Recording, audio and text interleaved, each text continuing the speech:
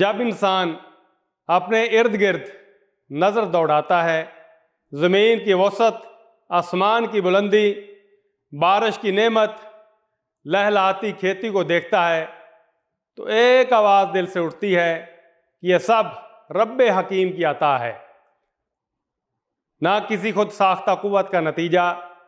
اللہ تعالیٰ فرماتا ہے وہی تو ہے جس نے تمہارے لیے زمین کا فرش بچھایا، آسمان کی چھت بنائی، اوپر سے پانی برسایا اور اس کے ذریعے ہر طرح کی پیداوار نکال کر تمہارے لیے رزق بہم پہنچایا۔ بس جب تم یہ جانتے ہو تو دوسروں کو اللہ کا مد مقابل نہ ٹھہراؤ۔ سورہ بقرہ آیت 22۔ یہ آیت راز کھولتی ہے کہ جس نے سب کچھ دیا، حق بھی اسی کا ہے کہ اس کی بندگی کی جائے۔ رب کی نعمتیں ہمارے چاروں طرف بکھری ہیں، مگر دل اگر غافل ہو تو وہی نعمتیں شرک کا ذریعہ بن جاتی ہیں۔